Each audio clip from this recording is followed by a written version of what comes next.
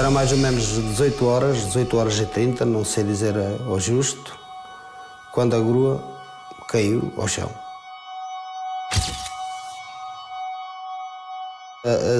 Fica para toda a vida. Quando eu levantei a carga era para ir para a ponta da flecha e não chegou. Cai e estragou bastante material e ia matando uma pessoa que vinha a chegar de carro. Caiu-lhe em cima, teve muita sorte em escapar.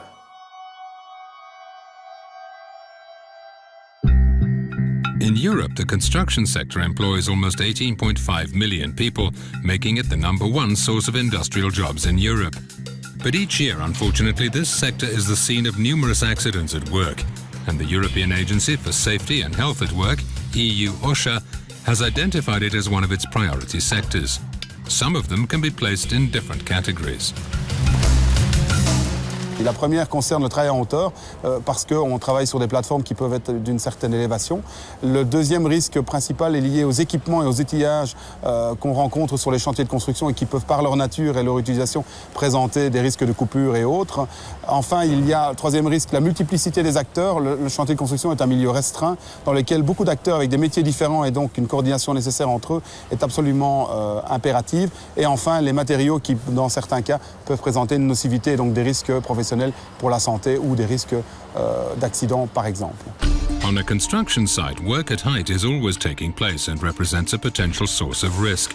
There's the risk for the workers of falling, but also the risk of objects falling onto anyone who might be below. Consequently, construction companies need to carry out a comprehensive risk assessment and implement a set of collective preventive measures.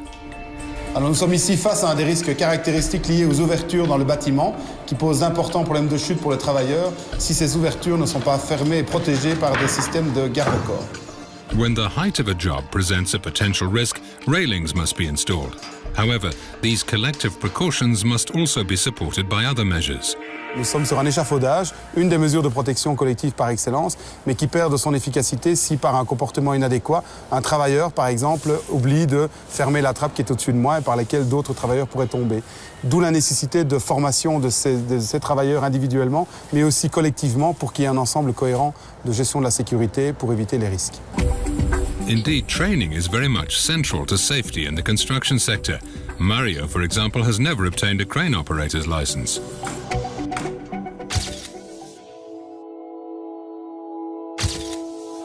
No momento trabalhava só pela experiência, já há muitos anos trabalhava. On a construction site, training is therefore absolutely central to safety.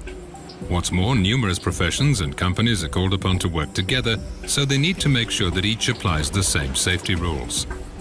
Each of these professions can be subject to health risks. Musculoskeletal problems are common.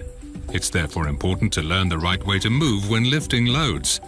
Irregular shift patterns can also create psychological problems and stress. Some workers are exposed to toxic or flammable products, so certain basic precautions can be taken for everyone working in the construction industry.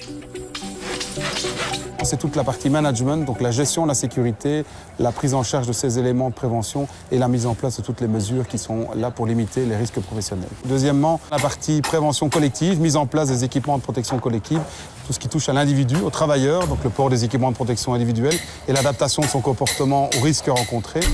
These days, Mario is retired. The accident has marked his existence forever. He couldn't face controlling a crane again as he realized he was a whisker away from a real catastrophe that could have cost someone's life.